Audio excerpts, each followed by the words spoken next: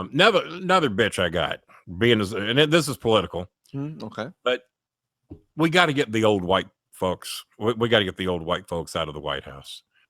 There should not be anybody in their 70s, in their 80s, and some in their 90s. Hell, Strawn Thurmond was what, 97? It turns out to be a fucking job for life, and these judges for life, they can't fuck up, they can't be criticized, they can't be judged. I'm sorry, I like Ruth Bader, but goddamn, come on, a little fresh blood. She's a Democrat, and but come on, man. And there when I was a kid, it was considered that by the time, and this is life in general, that by the time you turned 65, that was called mandatory retirement. If you worked at Ford or GE or any of those places, when you turned 65, you were sent your old merry way. If there's ever a job that should be mandatory, it is in politics. It's in the White House. Guys, at 58, my mind is nowhere near as sharp as it used to be. I know that my short-term memory is not what it once was. Maybe even my tolerance or my acceptance in certain things is a bit shaded because I'm old enough that it is harder for me to change my thought process. I think I do it better than some, or else I would still be a racist. I would never say I was a racist, but I was sure exposed to a shitload of it. And I'm not going to come on here and act like a fucking liar and say the N-word never came out of my mouth as a child or a teenager. It's what I was raised around. That was what they were. It's what they tried to make me to be. And then when my parents divorced at age 14, and I started having lots of black friends, Mexican friends, Asian friends, discovering my love for Asian women. Oh God, there's no cure for that, folks. And I learned through evolving that was not the way to be. That if there is a God, that's not what he's promoting. What Megyn Kelly lost her job today on NBC. Did you hear about that? Oh, that's what somebody asked that question earlier about. Yeah, Megyn Kelly lost her job because she thought it was cool to go out on Halloween in blackface. Does anybody remember when Ted Danson and Whoopi Goldberg showed up at an award show and Ted Danson was in blackface? Well, guys, that was back when Friends was current and was a huge fucking show. And Ted Danson got handed his ass over that. It wasn't cool then. And it sure as fuck ain't cool now. And then that wasn't enough for Megyn Kelly to go on about. She now says, well, get over it, people. Santa's white. God is white. Well, God is whatever, and as you all know, I am an atheist. But if you do believe in God, God is whatever you see.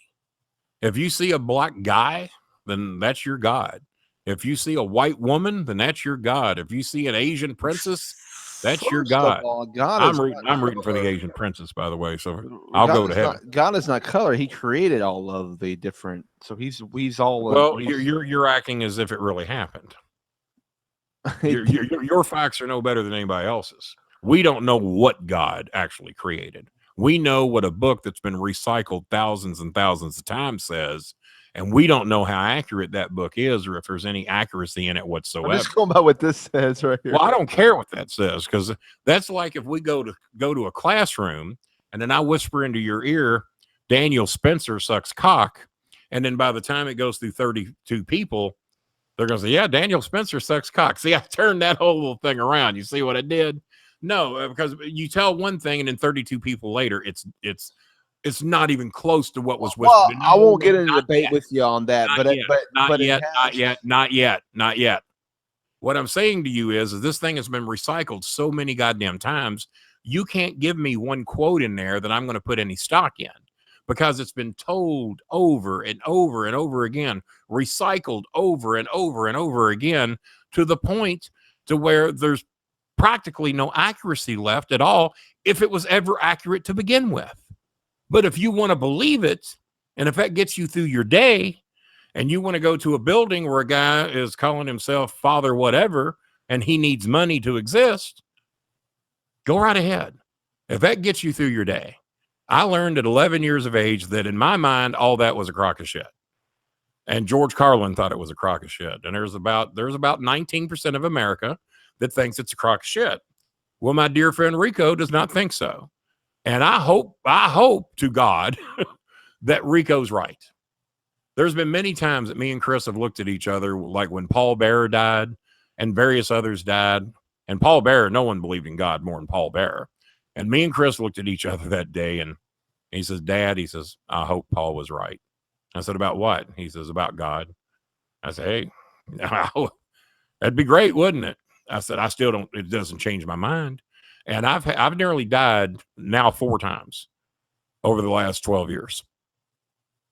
All 4 times they have asked me if I want to see a chaplain. Not telling me that I may or may not die. They're just kind of laying the groundwork. If I have anything to say, if I have anything I want to confess, or if I have any last prayers. And I've always said, nope, you're wasting your time on me. And I knew what they were doing, that they didn't think I was coming out of the hospital. Well, guys, I'm still here. I still help people. I still love people, except Trump. He's about the only one on my hate list. I don't even hate Tim Ash. You guys have heard me talk about Tim. I just got no fucking use for him. There's a lot of people I don't have any use for, including some of those at OVW are the reason I don't want to go back. But I don't hate them. I don't wish them dead. I don't seek to cause them any harm.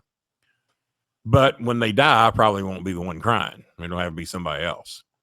But I don't hate them. I just have no use for them. So I don't know how much of what I'm saying makes sense to Rico, because he's as far on the other side of this as I can be. But you cannot pull that book out and say, well, says here he did this, he did this. Well, good. I can give you a book that says something else. Well, I want to one thing. But go ahead. You're dying to fucking make a fool of yourself. So go ahead. The Dead Sea Scrolls proves that it's not something that's been handed down and changed. I knew the Dead Sea when it was sick. Go ahead. The Dead Sea Scrolls proves that it was not something that's been changed over the years. The original documents were found. They match exactly the same Hebrew biblical. Well, you're the first motherfucker on the goddamn planet Earth that I've ever heard say that to me. So when did this news come about? The Dead Sea Scrolls were found in the 60s.